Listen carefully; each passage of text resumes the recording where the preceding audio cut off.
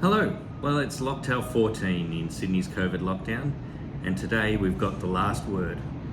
Now this is a cocktail that disappeared for a time. It turned up in print in the 1950s and the author referred back to the Detroit Athletic Club to having this cocktail there in the pre-Prohibition era, and basically one of the last cocktails invented before the US went into Prohibition in the 1920s.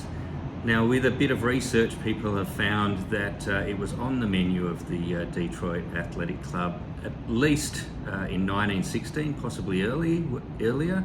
And in 1916, at 35 cents a cocktail, it was the Detroit Athletics Club's most expensive cocktail. Now, like a Negroni and like other cocktails, some of the elegance in the last word is the fact that it's equal parts. Now, a lot of people played around with that recipe over time, but the original was equal parts green chartreuse. So this is a cocktail that's got a lot of fans in the group of people who really love that strong green chartreuse flavour. An equal part of Luxardo maraschino. So it's got that cherry flavour to it. And they would have made their own gin. It would have been bath cut, probably very high in alcohol.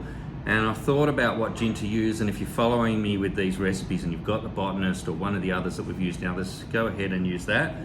But I'm going to use this Tasmanian Sheep's Way gin. The Sheep's Way makes it smoother on the palate, it's sweeter, it hasn't really got any flavours that are going to clash with those strong green chartreuse or maraschino. And I think that this is going to make for a really good cocktail. This is my Sydney COVID lockdown change to the base recipe.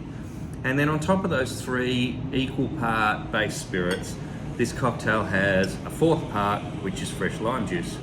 Now, if you're keeping up with the cocktail I've been doing in the last few days, they've almost all had fresh lime juice, so that's one of the stock standard ingredients that we've got. So they're the ingredients for the cocktail. As was the way that cocktails that were starting to come in this era, pre-Prohibition, they were moving from stirred cocktails to shaken cocktails. You want to give this one, without diluting it too much, you want to give this one a pretty good shake. You want to have it really nice and cold, and you want to put it into a chilled glass. So I'm going to go a little bit longer than the sort of standard 10-second shake, and just make sure that I can feel it chilling in my fingers there. That's probably going to make it a little harder to crack.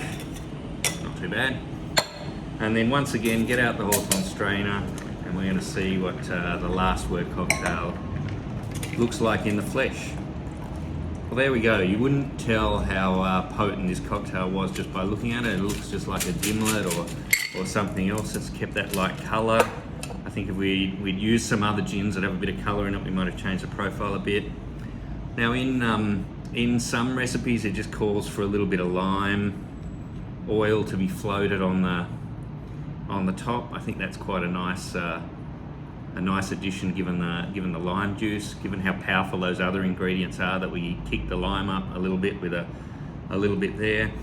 And some brandied cherries. I haven't got brandied cherries, I'm using maraschino cherries. I think the maraschino cherry with the maraschino liqueur is a reasonable addition to the garnish. And there you have it, a 1916 or earlier pre-Prohibition last word. I think later on we might play around with this. It's got play around with it written all over it, like Negronis and all of these other equal part cocktails. But always good to start with the original to see where you go to from there.